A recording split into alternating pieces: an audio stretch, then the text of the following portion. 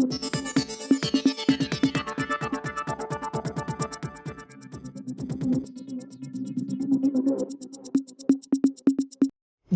ജലത്തിന് ഒരു മൺപാത്രം വിതരണം 2 ലക്ഷത്തിലേക്ക്. പക്ഷികൾക്കും ദാഹിക്കും, മൃഗങ്ങൾക്കും ദാഹിക്കും. പക്ഷേ അവർക്ക് ചോദിച്ചു വാങ്ങിക്കാൻ പറ്റില്ല. അറിഞ്ഞ് ജീവജലം നൽകുക. മൃഗങ്ങളെല്ലാം നാട്ടിലേക്ക് ഇറങ്ങി വരുന്നു. എന്തുകൊണ്ടിത് സംഭവിക്കുന്നു? കാടായിട്ട് നിലനിൽക്കണം, നാടായിട്ട് നിലനിൽക്കണം. കാട്ടിലുള്ള മൃഗങ്ങൾ കാട്ടിൽ കഴിയാനുള്ള ഒരു അവസ്ഥ നമ്മളെ മുഖാന്തരം ഇല്ലാതാവരുത്. കാട് മനുഷ്യൻ കയ്യേറി കാട് വെട്ടിത്തെളിച്ചിട്ട് അവൻ്റെ സ്വാർത്ഥമായ ലക്ഷ്യങ്ങൾക്ക്, സ്വാർത്ഥമായ താല്പര്യങ്ങൾക്ക് വേണ്ടി ഉപയോഗിക്കുന്നു.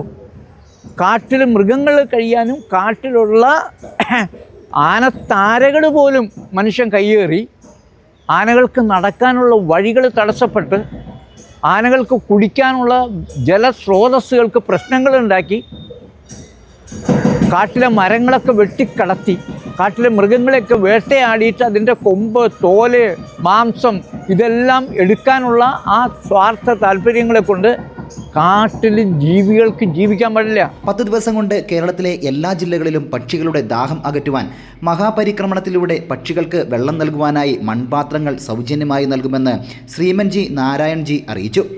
ആലുവ എൻ്റെ ഗ്രാമം ഗാന്ധിജിയിലൂടെ ശ്രീമൻ നാരായൺ ജി മിഷൻ്റെ ജീവജലത്തിന് ഒരു പദ്ധതിയുടെ ഭാഗമായി 40,000 മൺപാത്രങ്ങൾ വിതരണം ചെയ്യും. ഇതോടെ മൺപാത്ര വിതരണം 2 ലക്ഷമാകും. ഫെബ്രുവരി 17 പകൽ 11 മുപ്പത്തടം കവലയിൽ മൺപാത്ര വിതരണത്തിൻ്റെ സംസ്ഥാന ഉദ്ഘാടനം മന്ത്രി പി രാജീവ് നിർവഹിക്കും. മൺപാത്രങ്ങളുമായി പോകുന്ന വാഹനവും മന്ത്രി ഫ്ലാഗ് ഓഫ് ചെയ്യും. 10 ദിവസങ്ങൾ കൊണ്ട് എല്ലാ ജില്ലകളിലും മൺപാത്രങ്ങൾ വിതരണം ചെയ്യുമെന്ന് ശ്രീമൻ നാരായൺ ജി പറഞ്ഞു. ജീവജലത്തിന് ഒരു മൺപാത്രം 2 ലക്ഷത്തിലേക്ക്. 1,60,000 മൺപാത്രങ്ങൾ വിതരണം ചെയ്തു. ഫെബ്രുവരി 8 കാലത്ത് 7 മണിക്ക് കൊടുങ്ങല്ലൂർ കുറുമ്പ ഭഗവതി ക്ഷേത്രം നടയിൽ മൺപാത്രത്തിൻ്റെ മഹാസമർപ്പണവും വിതരണവും കേന്ദ്രമന്ത്രി സുരേഷ് ഗോപി നിർവഹിച്ചു. 40,000 പാത്രങ്ങൾ കൂടി വിതരണം ചെയ്യുന്നത് 2 ലക്ഷം തികയ്ക്കാനുള്ള തീവ്ര ശ്രമങ്ങളാണ് നടക്കുന്നത്. വേനലിൽ ജീവജാലങ്ങൾക്ക് കുടിവെള്ളം ലഭ്യമാക്കുകയാണ് പദ്ധതിയുടെ ലക്ഷ്യം. ആലുവ കീഴ്നാട് മൺപാത്ര സൊസൈറ്റിയിലെ തത്തപ്പിള്ളിയിലുമാണ് മൺപാത്രങ്ങൾ നിർമ്മിക്കുന്നത്. News bureau, Thrissur.